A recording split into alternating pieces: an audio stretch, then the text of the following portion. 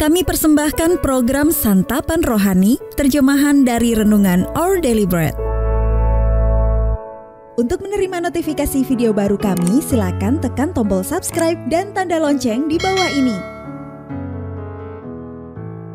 Sahabat ODB, pembacaan Alkitab hari ini terambil dari 2 Timotius pasal yang pertama ayat yang ketiga sampai dengan ayat yang kelima. 2 Timotius pasal yang pertama ayat yang ketiga sampai dengan ayat yang kelima. Ucapan syukur dan nasihat untuk bertekun. Aku mengucap syukur kepada Allah yang kulayani dengan hati nurani yang murni, seperti yang dilakukan nenek moyangku. Dan selalu aku mengingat Engkau dalam permohonanku, baik siang maupun malam. Dan apabila aku terkenang akan air matamu yang Kau curahkan, aku ingin melihat Engkau kembali, supaya penuhlah kesukaanku. Sebab aku teringat akan imanmu yang tulus ikhlas, yaitu iman yang pertama-tama hidup di dalam nenekmu Lois dan di dalam ibumu Eunike, dan yang aku yakin hidup juga di dalam dirimu. Ayat mas renungan hari ini terambil dari 2 Timotius pasal yang pertama ayat yang kelima.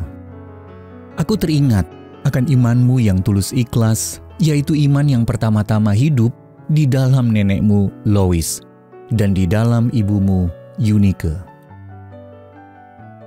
Renungan hari ini berjudul Warisan Iman, ditulis oleh Lisa M. Samra. Pada tahun 2019, sebuah penelitian mengenai warisan rohani terhadap umat Tuhan di Amerika Serikat mengungkapkan bahwa para ibu dan nenek memiliki pengaruh yang sangat penting terhadap perkembangan rohani seseorang. Hampir 2/3 dari responden menyatakan diri mereka mewarisi iman dari ibu mereka.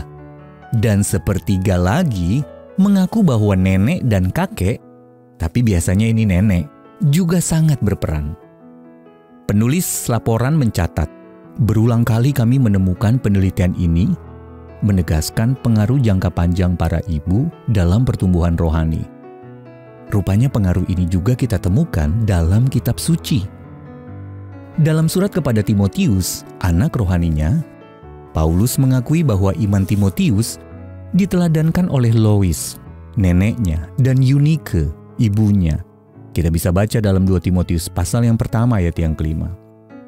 Sehingga sungguh indah melihat pengaruh kedua perempuan itu dalam kehidupan salah seorang pemimpin gereja mula-mula. Pengaruh mereka juga dapat dilihat dalam dorongan Paulus kepada Timotius. Ia berkata, "Hendaklah engkau tetap berpegang pada kebenaran, karena dari kecil engkau sudah mengenal kitab suci." Warisan rohani yang kuat adalah anugerah yang berharga. Namun seandainya pun semasa kita dibesarkan tidak ada orang yang memberikan pengaruh positif dalam hidup kita seperti yang telah membentuk iman Timotius, kemungkinan masih ada orang lain dalam hidup kita yang berpengaruh besar dalam membentuk perkembangan rohani kita. Tapi di atas semuanya itu yang lebih penting, kita semua mempunyai kesempatan untuk memberikan teladan iman yang tulus dan meninggalkan warisan abadi kepada orang-orang di sekitar kita. Sahabat ODB, siapa yang memberikan pengaruh signifikan terhadap perkembangan rohani Anda? Dan apa yang dapat Anda lakukan untuk menguatkan iman orang lain? Bapa, terima kasih untuk setiap orang dalam hidupku yang telah meneladankan iman yang tulus.